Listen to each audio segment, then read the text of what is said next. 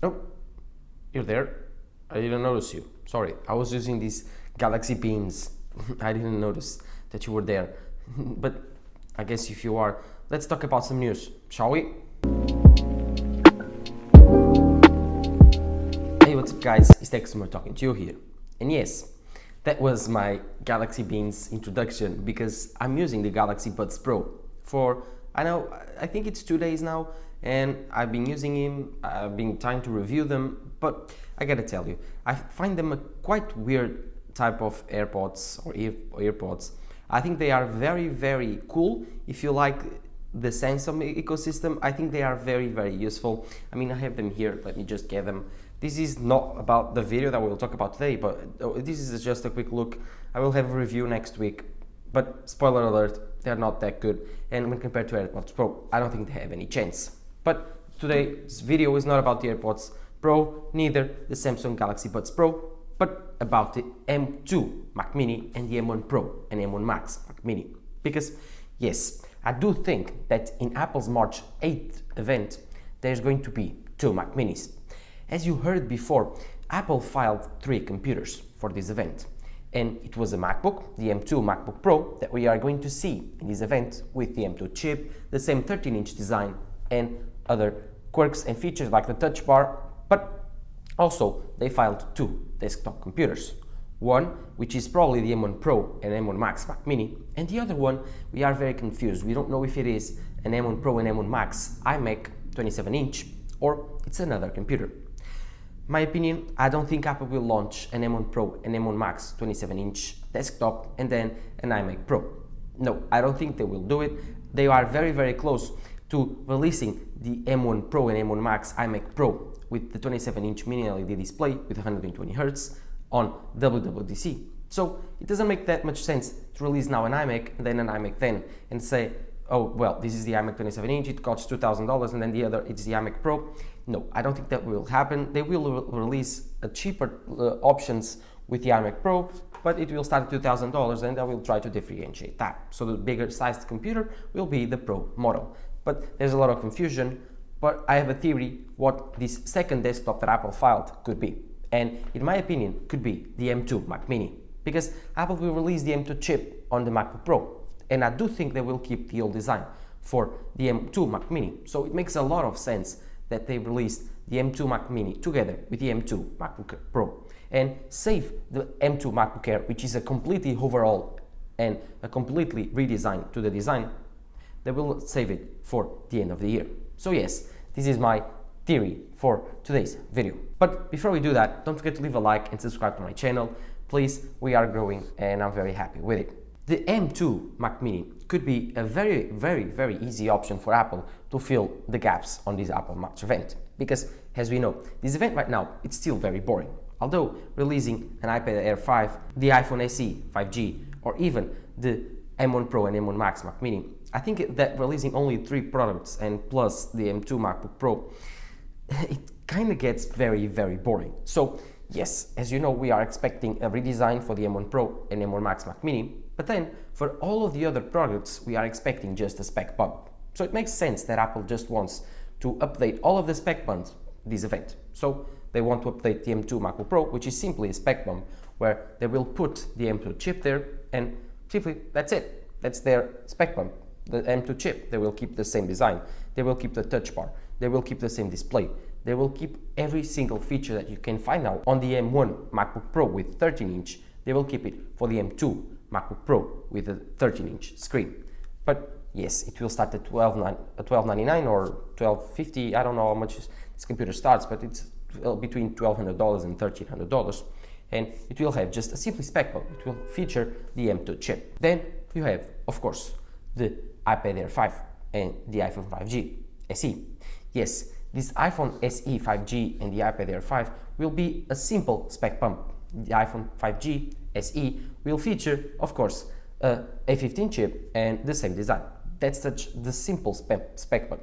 A new chip, the A15, and 5G. That's it.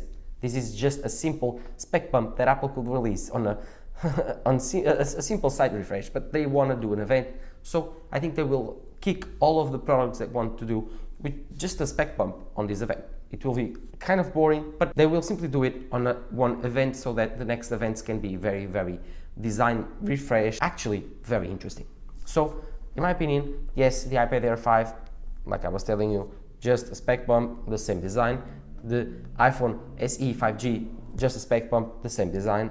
And of course, the M2 MacBook Pro, better specs, the same design. Of course, the outlier here is the M1 Pro and M1 Max Mac Mini, because this device will be even better.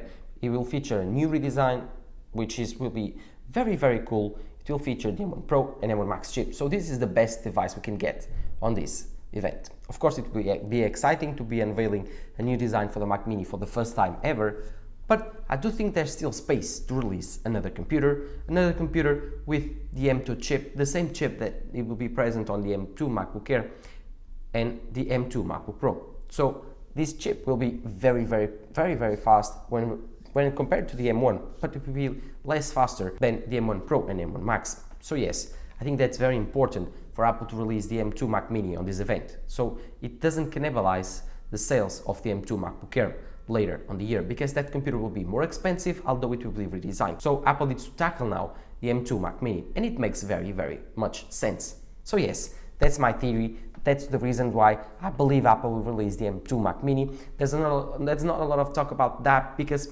I think leakers are very confused when they watch. It's going to be a Mac Mini, but M1 Pro and M1 Max, M2 Mac Mini, no. In my opinion, there will be both. Why not both?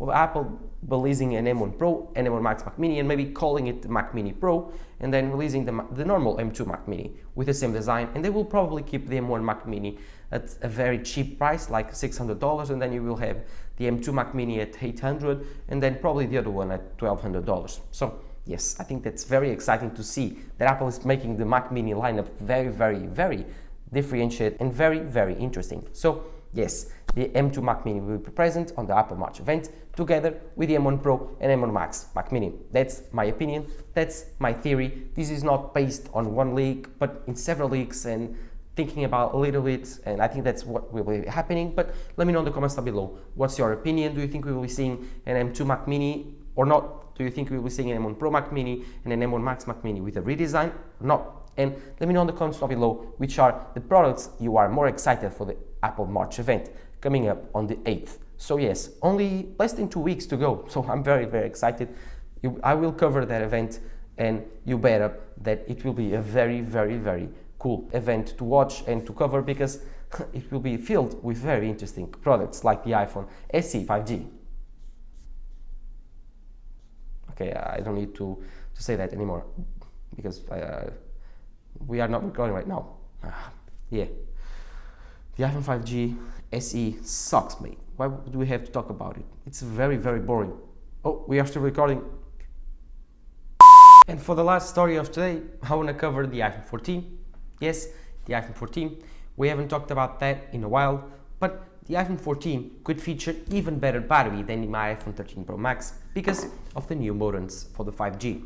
One thing that I've noticed that kills my battery intensively, it's the 5G. When I'm using 5G on my city, my battery drains a lot faster, and that can explain by the fact that the modems on my iPhone is not as efficient when using 5G when compared to using 4G LTE. So yes, it will be very interesting to see if Apple uses a more efficient and energy efficient modem from Qualcomm, what will happen to the battery life. And of course, I do think that Apple will increase the size of the cell in itself, because there's rumors that the Apple will kill the camera bumps on the iPhone, so it will be flushed, and to do that Apple will be to make the iPhone thicker, and so increasing the battery size makes sense. But if Apple does that together and coupled with an increase in efficiency on 5G modems, oh god, the battery life will be insane, and I cannot expect to test that and use it, because I love my battery life on my iPhone 13 Pro Max. It lasts me a while, and if Apple introduces new 5G modems that are way more efficient while using 5G, then gosh, this battery will be insane, and it will be the battery king. As you know, the Samsung S22 Ultra that I will test next week, the battery life is good. It has a 5000 mAh battery. It's a little bit worse than the S21 Ultra, but even that, when compared to the iPhone 13 Pro Max by of course, the king of battery tests, Mr. The Boss, he found out that the iPhone 13 Pro Max lasts 2 hours and a half more than the S22 Ultra and about 2 hours more than the S21 Ultra. So that's ridiculous. That's the king of battery life tests and battery life in general. The iPhone 13 Pro Max is really, really good in terms of battery life. And if you couple that with more efficient modems for the 5G and of course a bigger cell, oh god, I think we are looking for a 3-day phone. But I could not be more excited for this iPhone 14. I will try to get my hands on the iPhone 14 Pro Max, at least to review, and then I will try to keep it if I can have any financial possibilities. But let me know in the comments down below if you are interested in a better battery life for your iPhone, but I do think you are, because everyone wants better battery on their phones. Okay, if you do like this video, don't forget to leave a like down below, and don't forget to subscribe to my channel. This was Tech Smart talking to you here. Bye.